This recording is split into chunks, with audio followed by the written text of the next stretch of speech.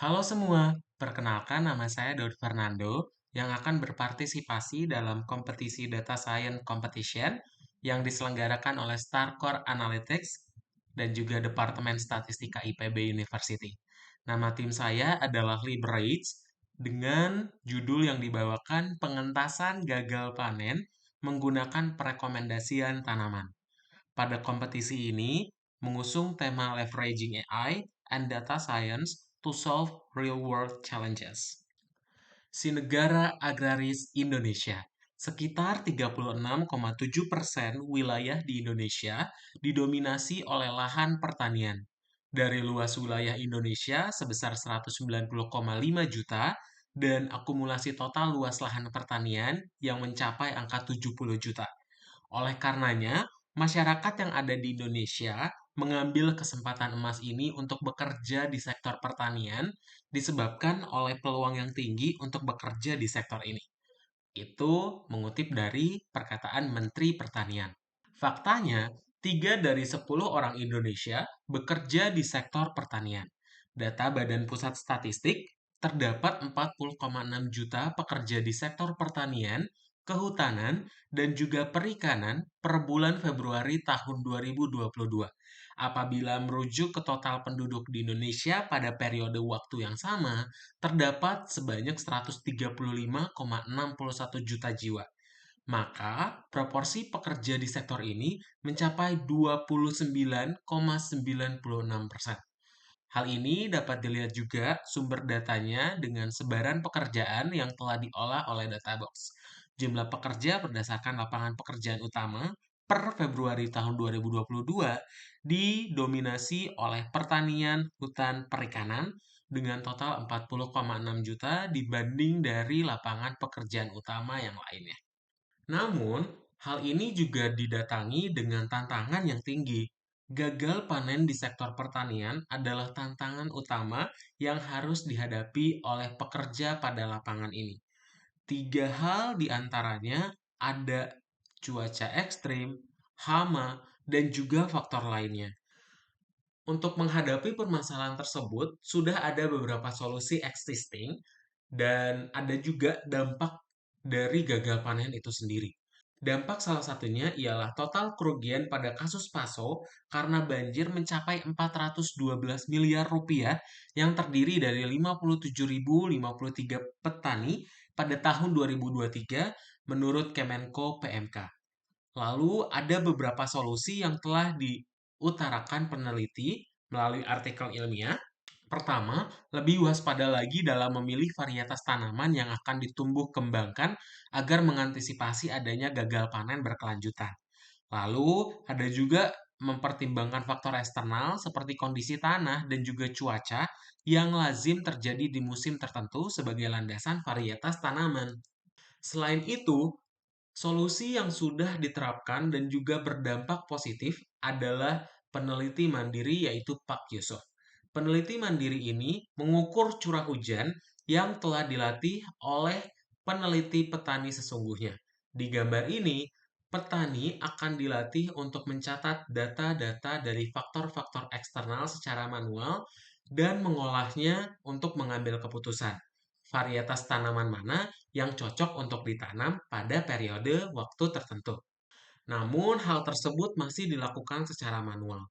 Oleh karenanya, saya mengajukan solusi sebuah rekomendasi tanaman berbasis machine learning. Ada kesempatan yang ditawarkan dari solusi ini, yaitu teknologi yang kian mudah diakses, memudahkan implementasi dari solusi rekomendasi tanaman di berbagai platform. Jadi, penggunaan machine learning ini bisa dapat menggunakan gawai maupun laptop atau hal yang lebih portable lagi. Pengaplikasiannya menggunakan bahasa pemrograman Python dan juga menerapkan konsep klasifikasi multi-kelas. Rekomendasi tanaman dapat diberikan berdasarkan data-data faktor pengukuran suatu tanaman yang berhasil dituai. Kebermanfaatan dari solusi ini yaitu hal-hal manual dapat diselesaikan secara otomatis, bahkan dapat diimplementasikan oleh kelompok tani di daerah lainnya dengan minim biaya saja.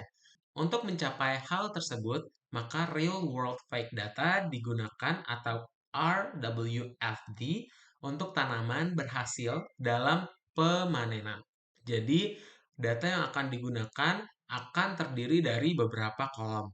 Kandungan tanah yang terdiri dari kolom berupa faktor nitrogen, fosforus, dan potasium, lalu ada temperatur yang diukur dengan satuan derajat Celcius, humidity dalam persentase, pH dalam sebuah kandungan tanah, rainfall, yaitu lalu label dari tanaman tersebut. Lalu, dalam melakukan pemodelan akan menggunakan sebuah metodologi berupa CRISP-DM Framework atau yang terdiri dari Cross Industry Standard Process for Data Mining Framework. Dalam framework ini akan terdiri dari 4 tahapan utama, yaitu ada business understanding, data preparation, modeling, dan evaluation. Di bagian business understanding, tujuan akhirnya adalah mengurangi tingkat gagal panen dan memaksimalkan potensi negara agraris di Indonesia. Lalu bagian data preparation, pemodelan membutuhkan pemenuhan asumsi data yang terstandarisasi dan juga berformat numerik untuk seluruh datanya. Di bagian ketiga akan dilakukan modeling, yaitu objektifnya untuk membuat model klasifikasi dalam merekomendasikan tanaman berdasarkan nilai faktor masukannya. Tahapan terakhir, evaluasi akan dilakukan untuk mengukur keberhasilan model yang dibentuk. Metrik akurasi dan metrik lainnya seperti F1 score dalam classification report akan memberikan gambaran seberapa baik performansi model yang dibuat. Hal yang pertama adalah data understanding. Data yang digunakan diambil dari Kaggle dengan mendeteksi QR code yang ada di samping ini. Data ini terdiri dari 8 kolom yang sudah dijelaskan sebelumnya dan distribusi datanya sebagai berikut. Untuk selanjutnya, data yang kita miliki dapat dilihat dari komposisi dalam tanahnya. Di sini, komposisi dalam tanah dapat menggunakan radar chart.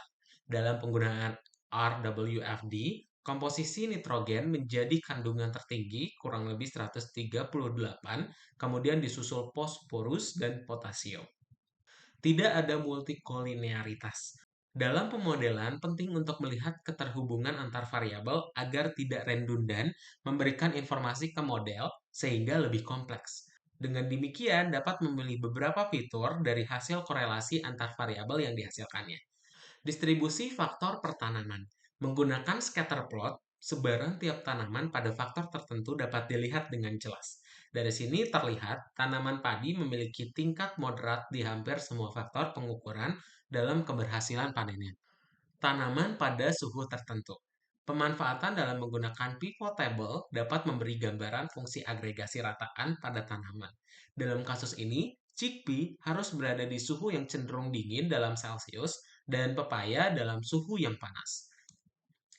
Kacang cenderung pH-nya tinggi. Beberapa tanaman berjenis kacang memerlukan kandungan pH yang tinggi pada media tanah yang digunakan. Hal ini dilihat dari rataan nilai per jenis tanaman yang didapatkan. Kelapa perlu kelembapan tinggi. Penggunaan stack bar chart dapat mempermudah melihat gabungan beberapa variabel numerik terhadap suatu kategori. Dalam hal ini, tanaman berjenis kelapa membutuhkan kelembapan dan curah hujan yang tinggi, namun kebalikannya untuk pH dan temperaturnya. Data preparation. Data perlu dipersiapkan untuk proses pemodelan melalui 3 tahapan. Pertama, ada normalisasi fitur. Menggunakan min-max scaler, ini diterapkan untuk semua faktor data input dan menjadikan rentang data dari 0 sampai 1. Distribusi data tetap sama. Lalu ada label encoding, ini digunakan untuk labelnya. Machine learning memerlukan data numerik, memetakan setiap nilai unik ke dalam bentuk numerik, dan menjadikan tipenya integer. Lalu ada train test split. Di sini membantu pengukuran performansi model, memberikan model sebuah data belajar dengan proporsi antara data latih dan juga data uji 80:20. Proses klasifikasi.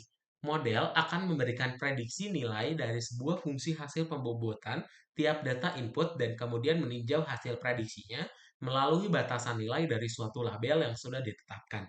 Warna merah menandakan tanaman yang salah direkomendasikan oleh modelnya. Jadi, model klasifikasi itu akan membentuk sebuah fungsi yang memberikan nilai probabilitas dari setiap bobot yang telah diberikan kepada fitur-fitur atau variabel-variabel masukan ke dalam modelnya.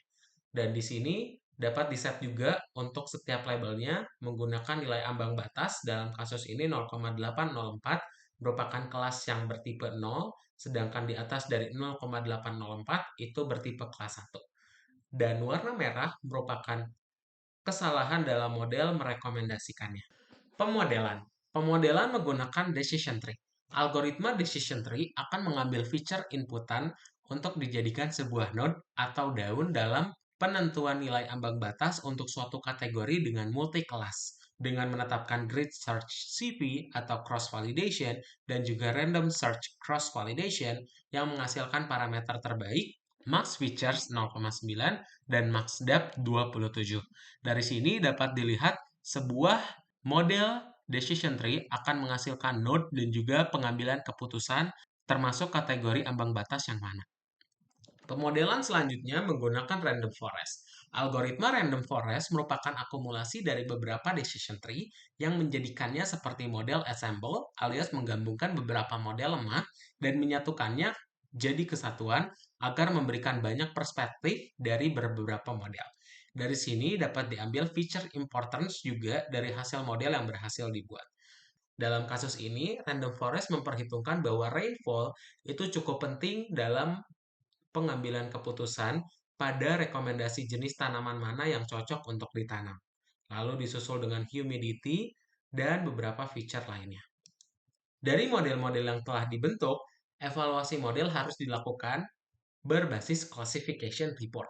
Dalam memberikan gambaran performansi model klasifikasi yang dibuat terhadap data uji berbasis pada pembelajaran data latihnya, pada report ini akan ada banyak sekali metrik yang ditampilkan dan salah satu metrik utama adalah macro average dari F1 score yang menampilkan semua rataan nilai klasifikasi jenis labelnya dan diprediksi secara benar. Telah digunakan 3 algoritma untuk membentuk model klasifikasinya. Pertama ada decision tree, random forest, lalu gradient boosting. Didapatkan ternyata decision tree dan random forest memiliki nilai yang lebih optimal yaitu 99%.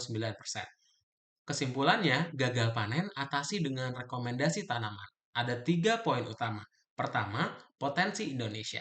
Sebagai negara agraris, dengan melimpahnya lahan pertanian, haruslah dioptimasi penggunaannya oleh masyarakat Indonesia berbasis data science. Kurangi gagal panen. Gagal panen dapat diatasi dengan pengambilan keputusan yang tepat dalam pemilihan tanaman yang akan dituai berbasis pembelajaran mesin klasifikasi. Dampak yang bagus. Pemodelan yang dilakukan menghasilkan performansi yang cukup bagus dan dapat dipertanggungjawabkan dalam hasil perekomendasiannya, karena sekitar 99% F1 score yang dihasilkan. Untuk membaca sumber pustaka dari solusi yang diajukan dan juga permasalahan-permasalahan yang telah disampaikan dapat mendeteksi melalui QR code ini. Terima kasih, sampai jumpa.